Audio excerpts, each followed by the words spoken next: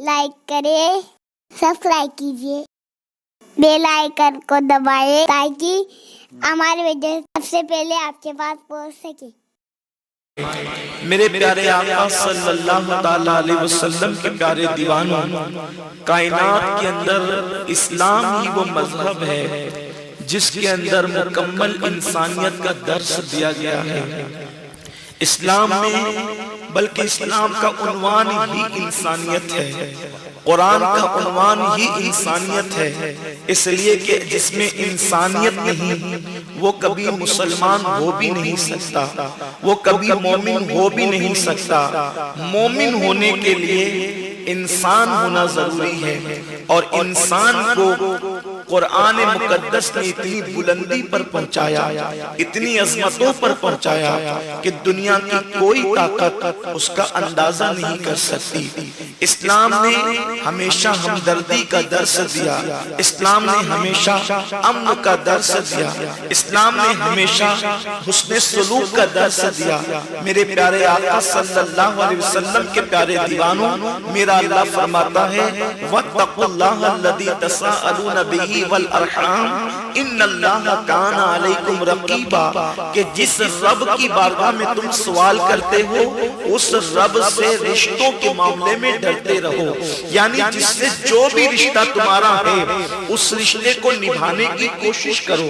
اگر کسی سے پڑوسی کا رشتہ ہے تو پڑوسی کا رشتہ نبھانے کی کوشش کرو، اگر کسی سے دوستی کا رشتہ ہے تو اس سے دوستی کا رشتہ نبھانے کی کوشش کرو، اگر کسی سے اللہ اکبر ایمانی رشتہ ہے تو اس کو نبھانے کی کوشش کرو۔ اگر تم نے رشتوں کو نہ نبھایا تو تم نے جو سجدے مسجدوں میں کیے ہیں وہ سجدے تمہارے منہ پر مار دیے جائیں گے، اگر تم نے روزے رکھے ہیں تو تمہارے روزے رد کر دیے جائیں گے، کیونکہ رشتوں کے بغیر عبادتیں قبول بھی نہیں ہوتی۔ میرے پیارے آقا صلی اللہ علیہ وسلم کے پیارے دیوانوں، اتنے بڑے مجمع میں یہاں پر صوفیاء کرام بھی منبر پر جلوہ گر ہے، خانقاہی حضرات موجود ہے، میں آپ کی خدمت میں کچھ باتیں عرض کرنا چاہتا ہوں۔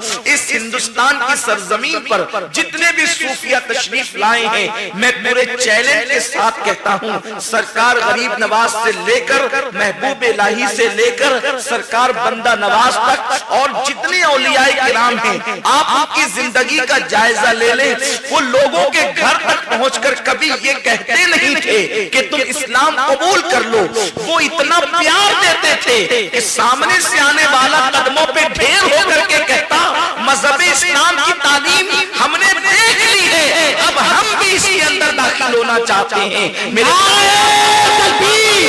کے پیارے دیوانوں، بڑی معذرت کے ساتھ آج پوری محنت ظاہری عبادتوں پر ہو رہی ہے، ہم نماز کا کبھی انکار نہیں کرتے، نماز افضل العبادات ہے، نماز اہم العبادات ہے۔ میرے نبی نے فرمایا من ترک الصلاۃ متعمدا فقد کفر، جس نے ایک وقت کی نماز جان بوجھ کر چھوڑ دی وہ کفر کی حد تک پہنچ گیا۔ میرے رسول نے فرمایا جس نے ایک وقت کی نماز جان بوجھ کر چھوڑ دی اس کا نام جہنم کے دروازے پر لکھ دیا جائے گا۔ لیکن آپ کو یہ بات بھی پتا ہونا چاہیے، رسول پاک صلی اللہ علیہ وسلم نے کبھی کسی کے لیے نماز کو مختصر بھی کیا ہے، رسول پاک نے کبھی نماز کو کسی کے لیے چھوڑا بھی ہے، نفل عبادت کو۔ آئیے ذرا مدینہ منورہ کی زمین پہ چلتے ہیں اور ذرا وہاں سے کچھ درس حاصل کرتے ہیں، انسانیت کا درس، محبت کا درس، الفت کا درس۔ میرے پیارے آقا صلی اللہ علیہ وسلم کے پیارے دیوانوں، میرے اور آپ کے نبی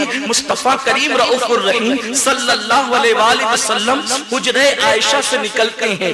میں یہ تاریخی واقعے کو اور اس حدیث کو اپنے الفاظ کے جامع میں پیش کرنا چاہتا ہوں۔ حجرہ عائشہ سے اللہ کے حبیب نکلتے ہیں، دل میں تمنا یہ ہے آج میں اتنی طویل نماز پڑھوں گا، نفل نماز اتنی طویل پڑھوں گا کہ میں جب تک چاہوں اس وقت تک میں قرآن کی تلاوت کروں گا، پھر رکوع طویل ہوگا، پھر سجدہ طویل ہوگا۔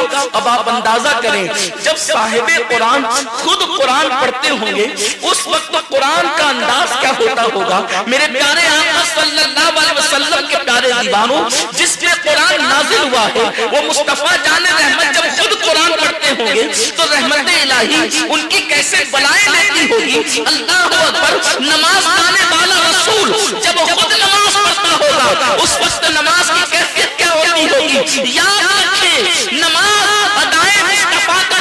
اللہ نے پورے قرآن میں 700 مرتبہ نماز پڑھنے کا حکم دیا، نماز قائم کرنے کا حکم دیا، مگر وضاحت نہیں کی نماز پڑھنا کیسے ہے۔ وہ مصطفیٰ جان رحمت کی مرضی پہ چھوڑ دیا گیا۔ حبیب جس انداز دلربانہ سے کھڑا ہو جائے اسی کو قیام کہتے ہیں۔ وہ جھک جائے تو رکوع بن جائے، وہ پیشانی کو زمین پہ رکھ کر عاجزی کی حد کر دے اسی کو سجدہ قرار دے دیا جائے۔ اس لیے کہ قدرت کو اس سے کیا غرض ہے کہ عبادت کیسے ہو رہی ہے، قدرت تو ادائے مصطفیٰ کو دیکھتی ہے، قدرت تو ادائے مصطفیٰ کو دیکھتی ہے، حبیب کی اداؤں کو دیکھتی ہے۔ عبادت نام ہے تیری گلی میں آنے جانے کا، تصور میں تیرے رہنا، ریاضت اس کو کہتے ہیں۔ ہر مسلمان اللہ کے قانون کا پابند ہے، نبی جو کر لیتے ہیں اسی کو قانون بنا دیا جاتا ہے۔ اگر دنیا کا کوئی کتنا بھی بڑا مفتی، کتنا بھی بڑا عالم، کتنا بھی بڑا شیخ طریقت اگر 4 رکعت والی نماز کر 2 رکعت پہ سلام پھیر دے، نیت 4 کی اور 2 پہ سلام پھیر دے، تو اس کو پوری دنیا سے یہی فتویٰ آئے گا، عرب ہو یا عجم، ہر جگہ سے فتویٰ یہ آئے گا۔ اب آپ نے 4 رکعت کی نیت کر کے جو 2 پہ سلام پھیرا ہے وہ قبول نہ ہوئی، دوبارہ نیت کریں اور 4 مکمل ادا کریں۔ یہ ہر انسان کے لیے قانون، یعنی ہر مسلمان کے لیے قانون۔ لیکن آمینہ کے لال تیری عزتوں پہ قربان، اللہ اکبر، میرے نبی سفر مدینہ منورہ، سفر ہجرت پہ جاتے جاتے 4 رکعت والی ظہر کی نیت کرتے ہیں اور خیال آتا ہے کہ اس یسرف والے اس وقت وہ مدینہ نہ بنا تھا، یسرف تھا یسرف۔ اللہ اکبر، مصطفیٰ کریم کو اللہ میرے رب نے کیسا کریمانہ دل دیا تھا، کیسا رحم دل دیا تھا۔ حالت نماز میں خیال آتا ہے کہ یسرف والے چھتوں پہ چڑھ کر کے آنکھوں پہ ہاتھ رکھ کے دور دور دیکھتے ہیں وہ نبی آ رہے ہیں یا نہیں، وہ حبیب آ رہا ہے یا نہیں۔ تو میرے رسول نے جلدی میں 4 رکعت والی نماز کی نیت کی اور 2 پہ سلام پھیر دیا۔ قدرت نے یہ نہیں کہا حبیب 4 کی نیت کی تھی، 2 پہ سلام پھیرا، اٹھئے اور 4 مکمل کیجئے نہیں، بلکہ قدرت کی طرف سے یہ قانون بن گیا۔ تو نے تو جلدی میں 2 پہ سلام پھیر دیا، اب قیامت تک جو بھی سفر کرے گا وہ 4 رکعت والی 2 ہی پڑھے گا۔ 4 رکعت والی 2 ہی، یہ نہیں ارے 2 زیادہ پڑھے تو ثواب زیادہ ملے، کہا تیری رکعت سے غرض نہیں ہے، حبیبی ادا پیاری ہے، تیری سیرت تیری صورت زمانے سے نرالی ہے، تیری سیرت تیری صورت زمانے سے نرالی ہے، تیری ہر ادا پیارے دلیل بے مثالی ہے، تیری ہر ادا پیارے۔ آپ کو اداؤں کے لیے دلیل کی ضرورت ہے، مصطفیٰ کریم کی ادائیں ہی دلیل بن جایا کرتی ہیں۔ ہم دلیل کے محتاج ہیں اور دلیل ادائیں مصطفیٰ کی محتاج ہے۔ تیری ہر ادا پیارے دلیل بے مثالی۔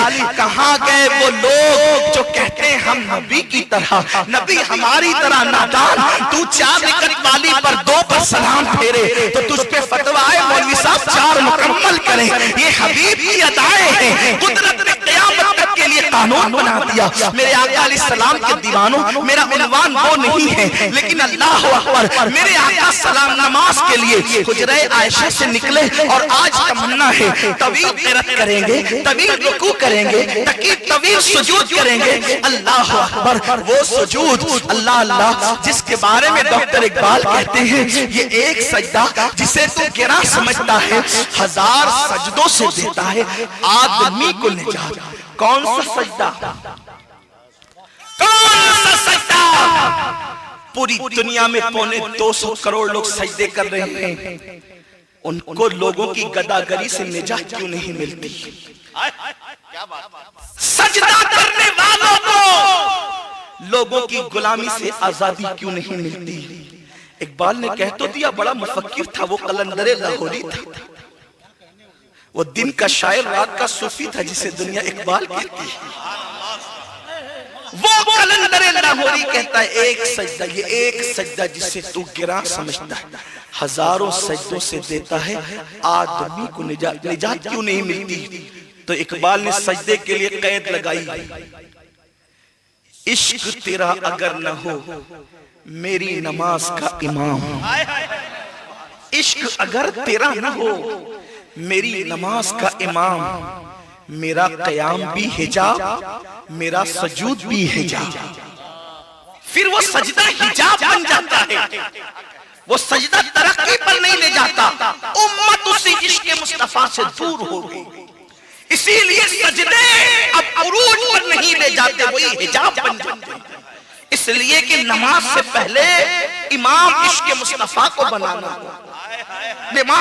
نماز سجود سے پہلے اس سجود کے اندر عشق مصطفیٰ کی روح داخل کرنی ہوگی. ورنہ اقبال تو یوں کہہ گئے، فلسفہ رہ گیا تلقین غزالی نہ رہی، رہ گئی رسم ازاں روح بلالی نہ رہی. مومن کی اذان وہ تھی اگر مردے سن لیتے تھے تو زندہ ہو جاتے تھے، مردوں کی اذان پڑھی جاتی تھی تو زندگی مل جاتی تھی. آج تو لوگ اذان سن کر مسجد تک بھی نہیں آتے. وہ اذان کو کافر سن لیتے تھے تو ایمان کی دولت نصیب ہو جاتی تھی. آج مسجد تک لوگ نہیں آتے، کیوں؟ اذان تو ہے، روح بلالی نہیں، فلسفہ تو ہے، تلقین غزالی نہیں ہے. کمنٹ شیئر ضرور کریے.